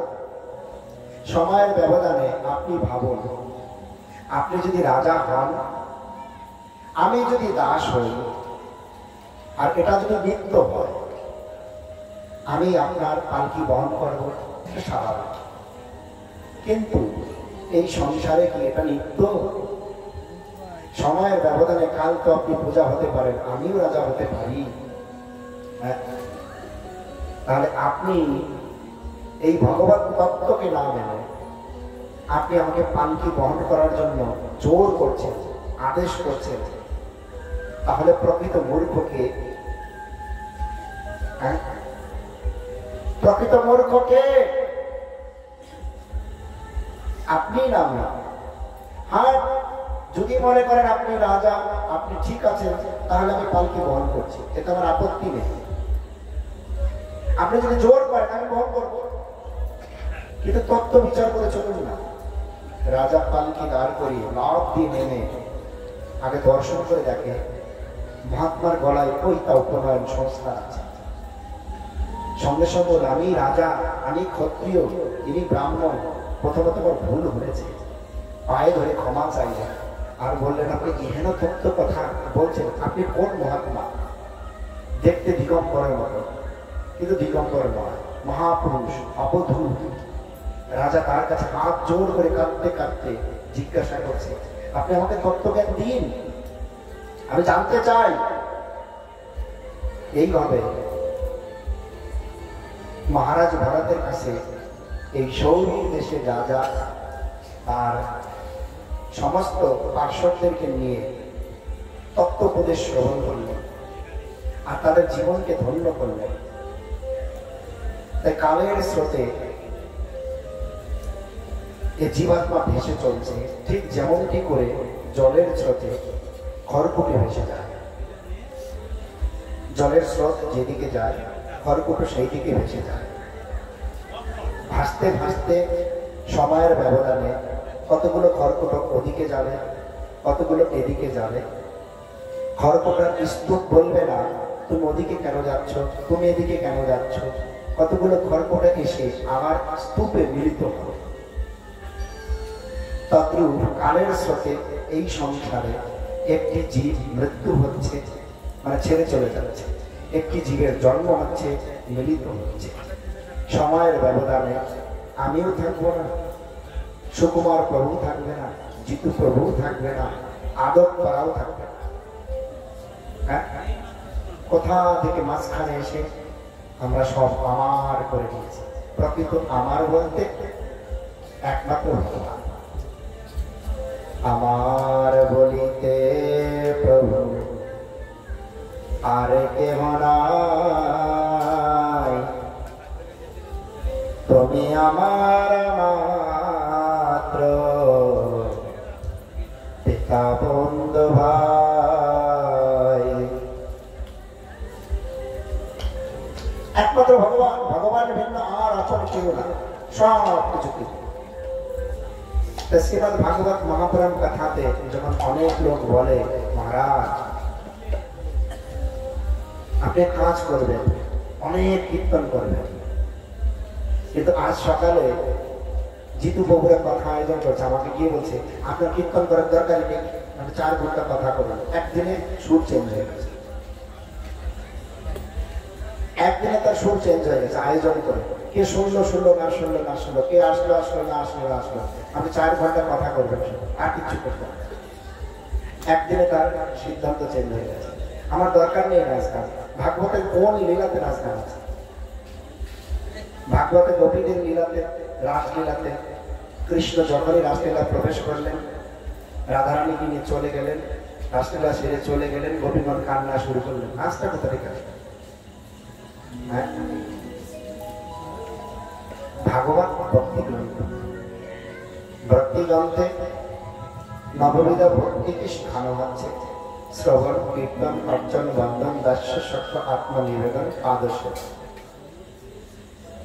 আর এটা দৈনন্দিন জীবনে পালন করাই আমাদের একমাত্র লক্ষ্য। আর সংসার থেকে কিভাবে বিরক্ত হতে হয় আমরা এক এক করে ভরত মহারাজের কথাতে জানব। এবং ভরত মহারাজ বললেন মহারাজ, হে রাজন, পাপময় হচ্ছে সমস্ত কার্যের সমস্ত অবিদ্যা, অবিদ্যার মূল। অবিদ্যাই হচ্ছে পাপের মূল।